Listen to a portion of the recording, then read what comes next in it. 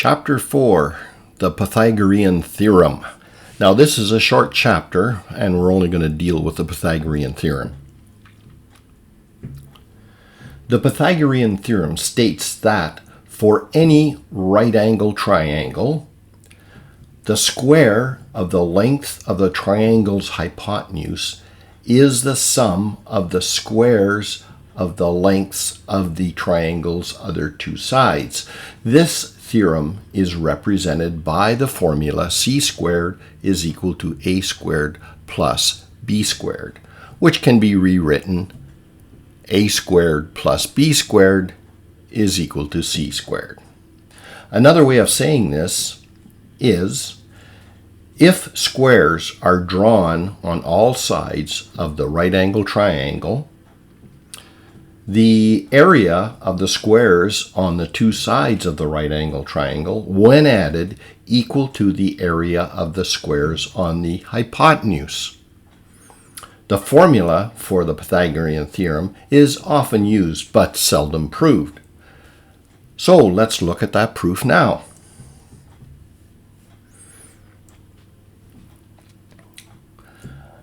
And to do that, we're going to start with a right-angled triangle.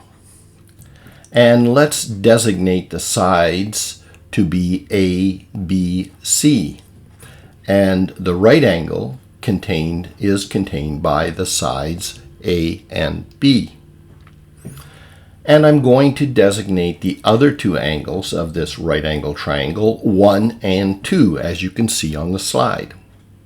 Note here that the 90-degree angle plus angle 1 and angle 2 must add to 180 degrees because they are the interior angles of a triangle. Then that means that angle 1 plus angle 2 must equal 90 degrees.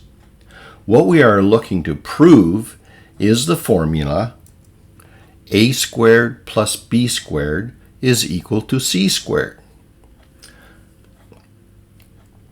We start by placing this right-angled triangle, or its equivalent, with its hypotenuse on the horizontal. And I've done that, and I've colored the triangle red, and you'll see, because we want to be able to tell it from the other triangles that I'm going to be putting on the diagram. And I'm going to place the side designations on the inside of the triangle just to allow me room on the outside of the triangle. And I'm also going to place the numbers 1 and 2 on the inside of the triangle. Now I'm going to place another triangle which is equivalent to our original triangle.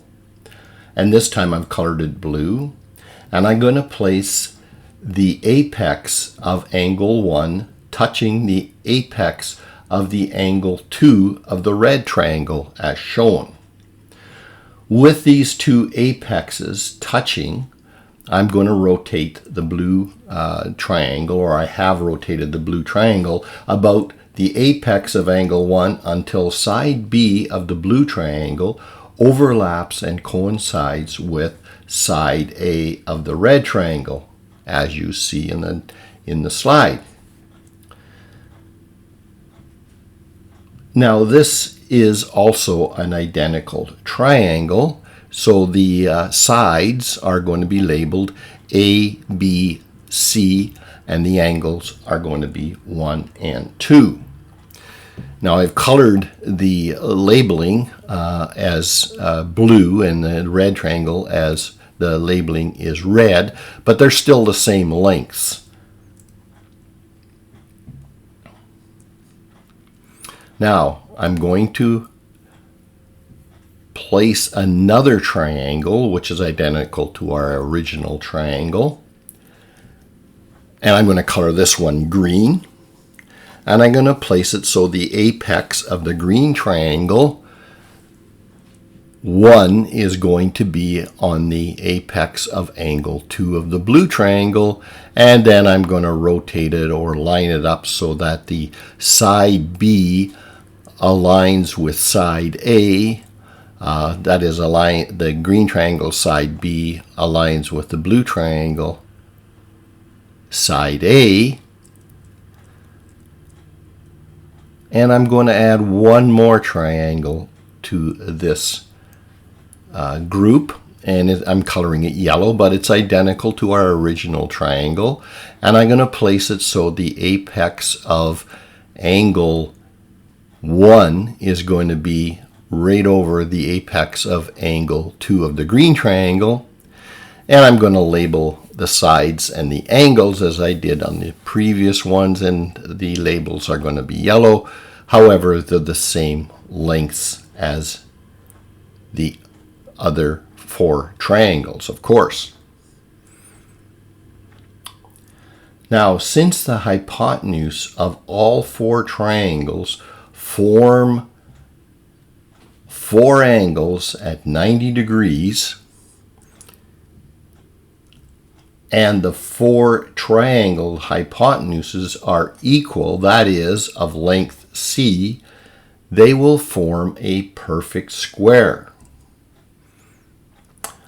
Looking at the little square formed on the inside of the 4 triangles, the length of each side is given by A minus B. For example, the bottom side of the little square is given by red A minus blue B.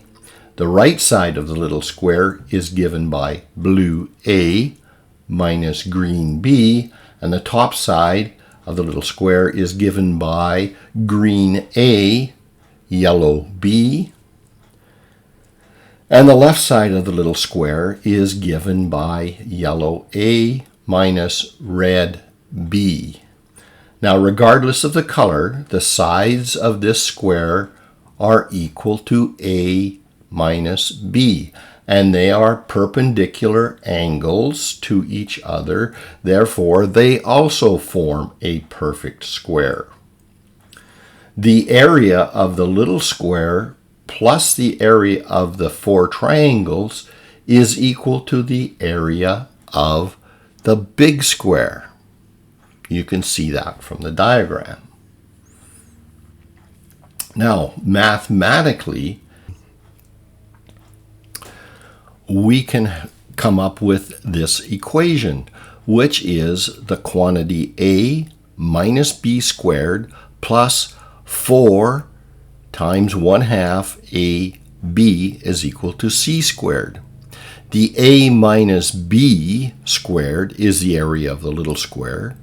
The 1/2 A times B is 1/2 the base times the height of each little triangle. So we have 4 of them, so we have 4 times 1/2 A times B is equal to C squared, which is the area of the big square. We can now rewrite that equation, expanding out the binomial A minus B squared, which gives us A squared minus 2AB plus B squared, and that's added to 2AB because the 4 and the 1/2 result in the number 2, and that's equal to C squared. Well, the minus 2AB and the plus 2AB cancel out. The brackets don't mean anything in this case because it's all additional or add signs or minus signs. And that's going to leave us with A squared plus B squared is equal to C squared, which is what we set out to prove in the first place, which is the Pythagorean theorem. This ends the chapter.